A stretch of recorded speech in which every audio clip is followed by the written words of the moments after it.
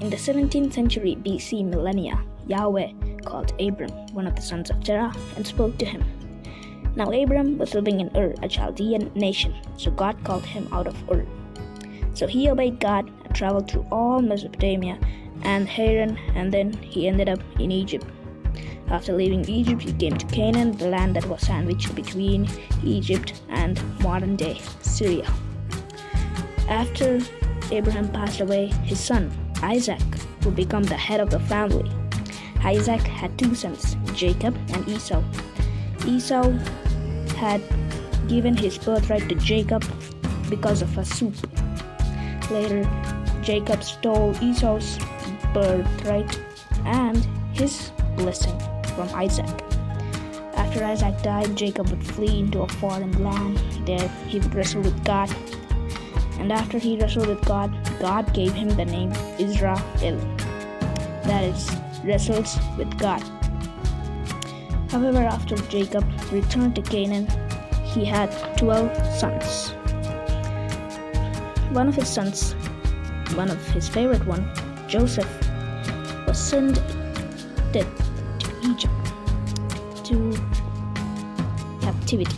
Later, in Egypt, Joseph becomes the governor, and then, because of a famine that took place, he reveals who he was to his brothers, and then he called his whole family into Egypt. Later, after Joseph died, a pharaoh that did not know Joseph rose up. Now this guy treated the Israelites with cruelty and ordered every male 2 years under and 2 years, of course, to be killed or thrown in the Nile. Later afterwards, one of the women, Jochebed, saves her baby by throwing him into the Nile, but with safety, that is, keeping him in a basket. Later, the Pharaoh's daughter found him, and then his daughter gave him the name Moses. That is to say, drawn out of the water. Later, Moses killed an Egyptian and then he fled to Midian. There he meets Jethro. He even marries one of Jethro's daughters. However, Yahweh heard the affliction and his sufferings and the cry of the people that were in Egypt. So he talked to Moses and told him to go to Egypt and free the Israelites, or now known as the Hebrews. Moses the prophet later takes the help of his brother Aaron to confront Ramses II, that was now Pharaoh.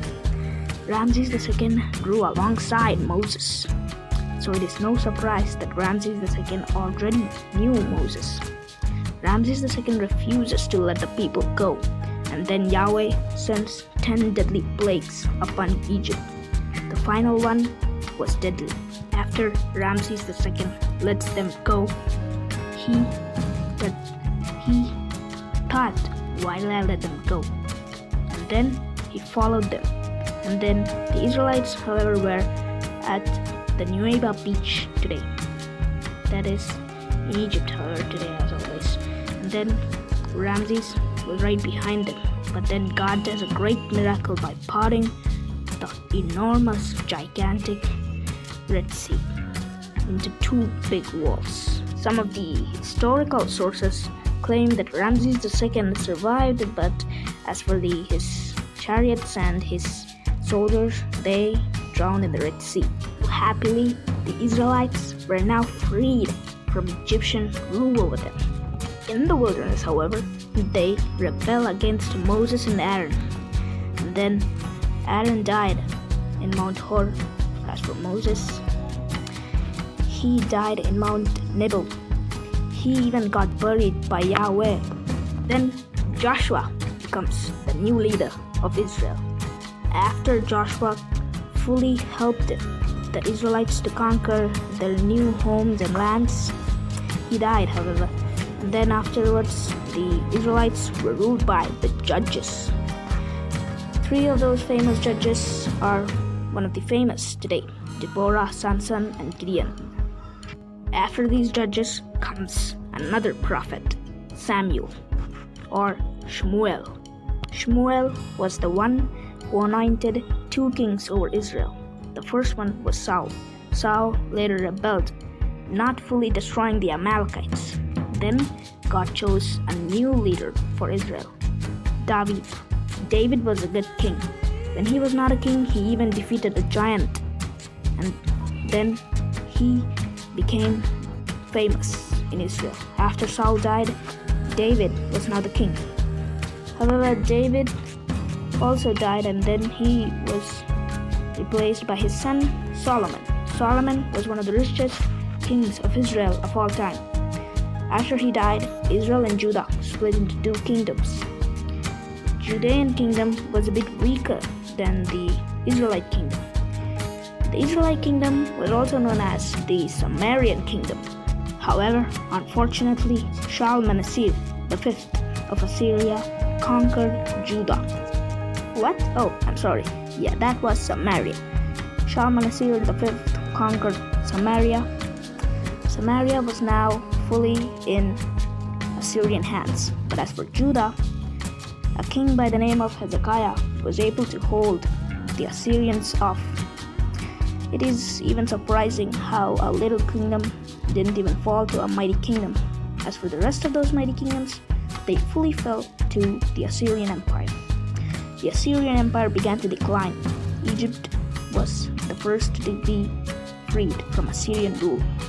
Then, afterwards, Assyria was later conquered by Babylon.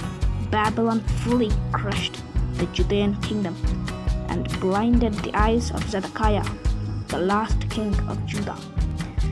In Babylon, however, all the people or all the Israelites were sent to captivity. One of these Israelites was Daniel. Daniel was one of the greatest prophets of all time. He had visions about the future. However, all empires don't last long. Babylon was eventually conquered by Cyrus the Great, who led the kingdom of Medo-Persia, or modern day known as the Achaemenid Empire. Later on, however, the Persian Achaemenid power was crushed by Alexander the Great. Alexander, or the king of Macedon, was dead in Babylon. His death's cause may be unknown to this day, but the empire of Alexander the Great was divided, 4 of which were successful: Antigonid Macedon, Thrace, Seleucid Empire, and Ptolemaic Kingdom of Egypt. It looked in the first glance as though Ptolemy would take control of Palestine, but however it was later Seleucus, the Seleucid king, who took control of Palestine.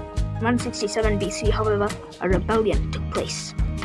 A king by the name of Antiochus IV of Epiphanes profanes the Judean temple, which marked the beginning of the Maccabean revolt, probably led by Judas Maccabeus himself, thus marking the beginning of the Hasmonean kingdom of Judea.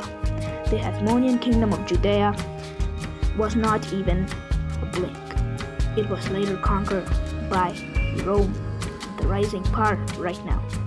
The Roman Republic conquered Judea in 37 BC, and later in 180, Jesus Christ was born in Bethlehem. However, Caesar Augustus never heard Jesus Christ's name. Jesus Christ was God's own son. He taught the people to love their enemies and not hate anyone else. It is prophesied in Psalms 22 that Jesus Christ would die having his hands and his feet pierced. However, despite his death, he victoriously and triumphantly rose from the grave, proving that he was none other than the Son of God himself. After Jesus Christ ascended to the throne, his disciples later began to spread about his message. The Jews didn't like it, especially a man named Paul. However, later Paul turned to Christianity, and then he began to be persecuted by the Jews and the Romans. However, during the reign of Vespasian, the Jewish temple was trodden down by the Romans in 70 AD. The last stand of the Jewish rebellions were held in Masada, and then the Romans finally crushed the rebellions. However, in 476 AD, the Roman Empire was fully divided into two big blocks, leaving the western portion to be invaded and leaving only the eastern portion to be endured forever. Forever may not be the right word, but cracks lay ahead of the Byzantine Empire. Firstly, the Sassanid Persian Empire tries to invade Israel and conquered a bit of Israel and then failed by getting pushed back. Both of the two empires, however, would reach their end. Not the Byzantine Empire, but the Sassanid Empire. The Byzantine Empire would continue in modern-day Anatolia or Turkey, and then the Caliphate rose to power.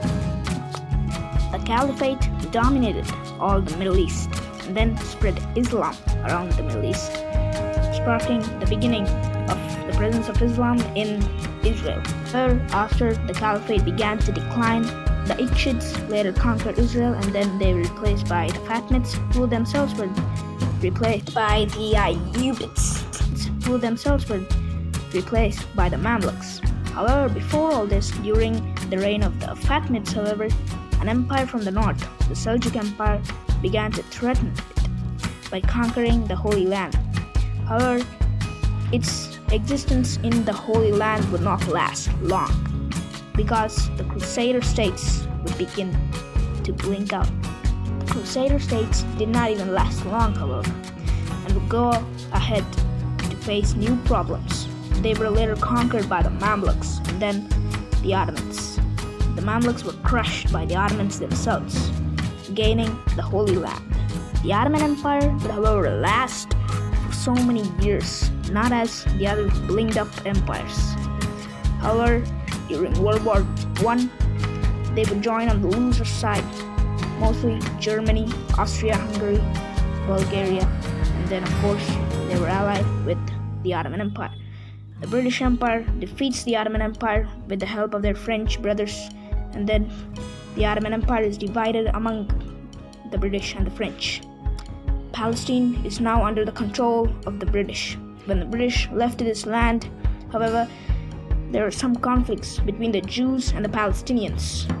Later, the Jews come out victorious, and then the capital of Israel, now the present country, is of course Jerusalem. Having some Palestinian conflicts, however, there you got the Israel you see today. You might be wondering what Jerusalem means. Jerusalem, however, means the city of peace. Its famous tourist attractions are the Western Wall, the Mount of Olives, where Jesus Christ ascended up to heaven, the Dome of the Rock, and the Church of the Holy Sepulchre. And an interesting fact, the voicemail technology was developed in Israel. And however, as we know it, Israel is the most holiest, the most glorious place on earth.